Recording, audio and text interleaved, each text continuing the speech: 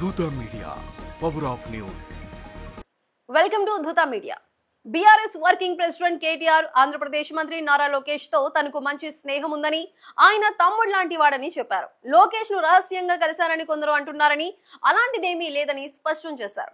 ఒకవేళ కలిసినా అందులో తప్పే ఉందని ప్రశ్నించారు. లోకేష్ పక్క రాష్ట్ర మంత్రి, అతనితో మాట్లాడడం సహజమేనని అన్నారు.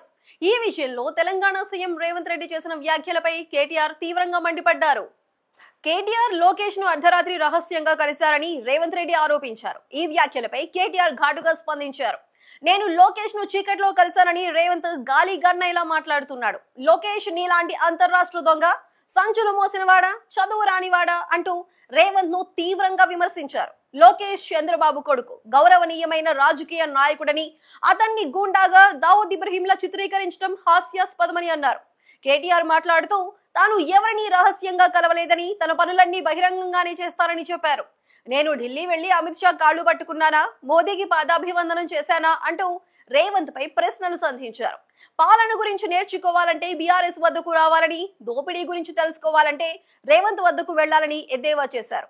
రేవంత్ చేస్తున్న ఆరోపణలు నిరాధారమని, ఒక్క ఆధారం కూడా చూపలేరని ఆయన ధ్వజమెత్తారు.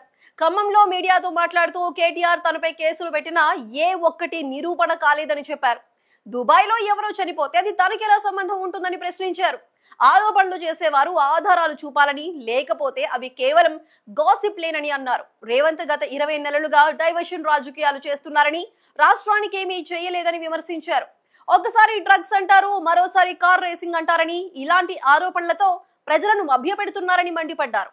రేవంత్ వ్యాఖ్యలు యూట్యూబర్లకు తప్ప ఎవరికి ఉపయోగం లేదని కేటీఆర్ అన్నారు.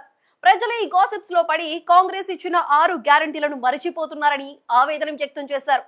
బనకచర్ల ప్రాజెక్టు విషయంలో రేవంత్ అడ్డంగా దొరికిపోయారని, ఢిల్లీలో జరిగిన చర్చల్లో ఈ అంశం రాలేదని అబద్ధం చెప్పారని ఆరోపించారు.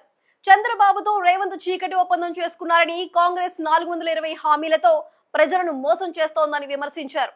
కేటీఆర్ మాటల్లో లోకేష్ తో తన సంబంధం స్నేహపూర్వకమైనదని, రాజకీయాలకు అతీతంగా ఉంటుందని చెప్పారు. రేవంత్ రెడ్డి ఆరోపణలు రాజకీయ లబ్ధి కోసం చేసినవని, వాటిలో నిజం లేదని స్పష్టం చేశారు. బీఆర్ఎస్ ఎల్లప్పుడూ పారదర్శకంగా పనిచేస్తుందని, తనపై ఆరోపణలు చేసేవారు ముందు తమ పాలనలోని లోపాలను చూసుకోవాలని సూచించారు. ఈ వివాదం తెలుగు రాష్ట్రాల రాజకీయాల్లో కొత్త చర్చకు తెరలేపింది. For more updates keep watching Dootha Media. For more updates please subscribe Dootha media.